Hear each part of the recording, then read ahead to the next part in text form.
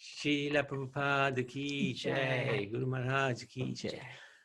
Om Namo Bhagavate Vasudevaya, Om Namo Bhagavate Vasudevaya, Om Namo Bhagavate Vasudevaya. So Hare Krishna, dear devotees, thank you very much for joining us. I wanted to seek your blessings and your good wishings so that we can say some things to please the Supreme Lord and his devotees. So today, actually a very auspicious day,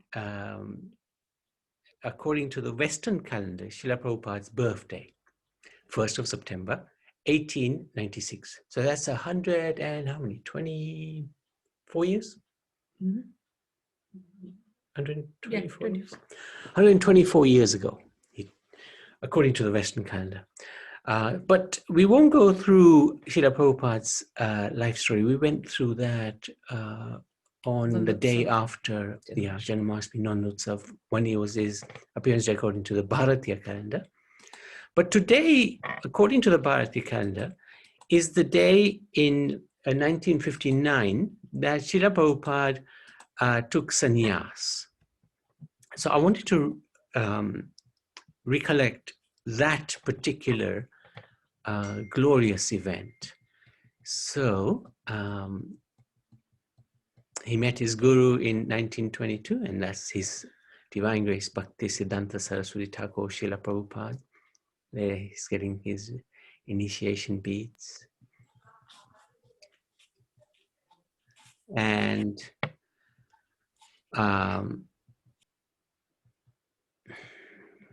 okay, so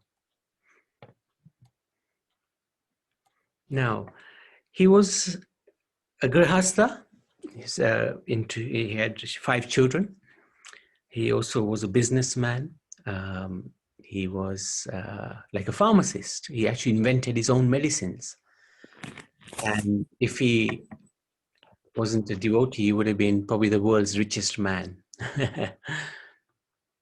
And he would recollect often how Krishna... Prabhuji, who was his guru? His guru is Bhakti Siddhanta Saraswati Thakur. If you look at the Guru Parampara pictures, and you can see them on the internet, next to Srila Prabhupada will be his guru, and his name is Bhakti Siddhanta Saraswati Thakur. He has glasses, and actually we can show you. Let me just, 1 second.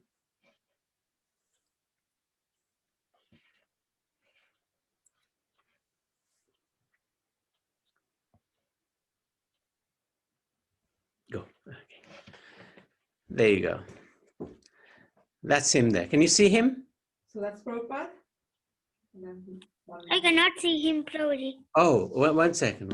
Let me see if I can spotlight you. Yeah. 1 minute.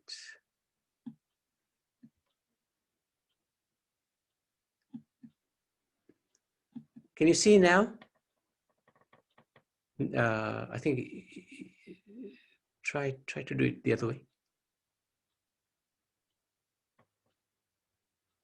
Can you see now?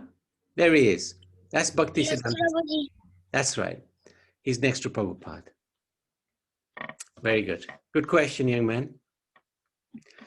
So he had a dream in the 40s, mid-40s. And at this time, he was a little bit struggling in his business. He was trying to also preach in Jhansi, especially with the League of Devotees that he set up. But it wasn't very successful. He was undermined by the people there. So he was not particularly successful there. But he had a dream, and it was a very unusual dream. Bhakti Siddhanta Saraswati appeared before him, calling him.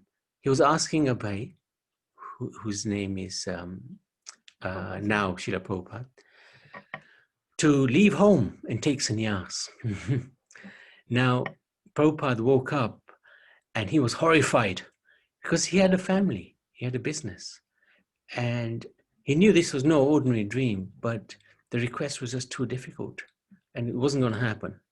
Take sannyas, not at this time.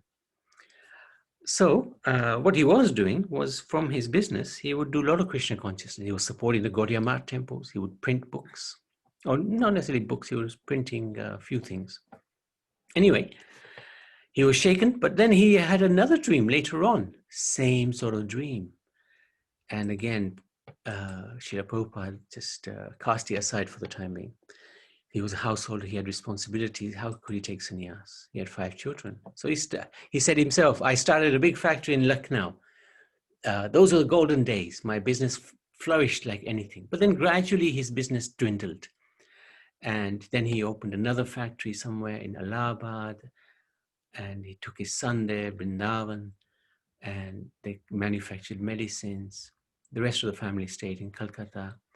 But the businesses did not run very well. In 1948, Prabhupada closed his factory in Lucknow, and he'd fallen behind in payments, so salaries and rent and sales dropped.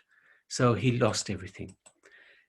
He decided to retire and move to the land of Vrindavan. This was in 1948. And he would live in a very humble and austere way in the historical town temple of Radha Damodar, very phenomenal temple, very beautiful temple. But he had no income. He was very austere. He had very little, lived very, very simply. He would just collect money to print his Back to Godhead magazines. And he was also translating the Srimad Bhagavad Puran. Again, Prabhupada had another dream. And it was the same as before. Many times he had this dream. When he was a householder, but now he was retired, still wearing white. Bhaktisiddhanta Saraswati appeared just as I had known him. And the tall, scholarly sannyasi, coming directly from the spiritual world, from Krishna's personal entourage, he called Abhay, please follow me, repeatedly. Take sannyas. Abhay wondered, why would the spiritual master ask him to accept sannyas? Sannyas is a very difficult ashram. So he reasoned that his spiritual master was saying, now take sannyas and you will actually accomplish the mission I've given you. Formally, the time was not right. So Srila Prabhupada got the courage to take sannyas on the morning of 17th September 1959 in a 50 by 25 foot deity room on the second floor of the Keshavji Mandir. A group of devotees sat before the deities of Radha Krishna and Lord Chaitanya. And this Lord Chaitanya was donated by Srila Prabhupada long before. Abhay sat on a mat of kusha grass beside a 90-year-old man called Sanatan, who also was going to receive sannyas. And they received sannyas from Keshava Maharaj. Keshava Maharaj knew Srila Prabhupada's desires to fulfill the order of his spiritual master. So he asked him, speak, you can speak. And he spoke in English. Hardly anybody understood English in those days. But Srila Prabhupada's mission was to preach in English. So he spoke in English. And after he spoke, Keshav Maharaj awarded him sannyas. He became known as Bhaktivedanta Swami Srila Prabhupada. And Sanatan would be known as Muni Maharaj. So this is them. This is Bhaktisiddhanta there. Bhaktivedanta Swami. This is Keshav Maharaj. And this is Muni Maharaj. 90 years old. He doesn't look 90. The Gaudiya Patika account of the sannyas initiation included a biographical sketch of Sri Srimad Bhaktivedanta Swami Maharaj, listing the major events of his life. This is the Gaudiya Math publication. And it also said this. You read this. Seeing his enthusiasm and ability to write articles in Hindi, English, and Bengali, Bhaktisiddhanta Saraswati Maharaj gave him the instruction to take 3 Dandi sannyas. For nearly 1 year, he had been ready to accept sannyas.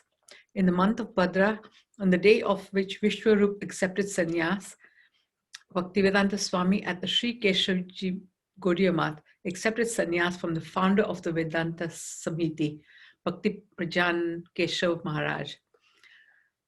Seeing him accept his ashram of renunciation, saying this pastime for accepting the renounced order of life, we have attained great affection and enthusiasm. So this is actually also Vishwarup Mahotsava. It's the day when the older brother of Nimai, Chaitanya Mahaprabhu, his name was Vishwarup, he took sannyas. Vishwambar, he took sannyas on that day.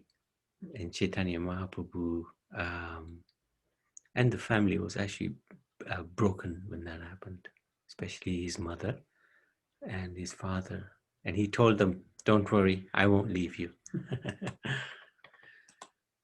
Okay, so that's Srila Prabhupada's sannyas pastime.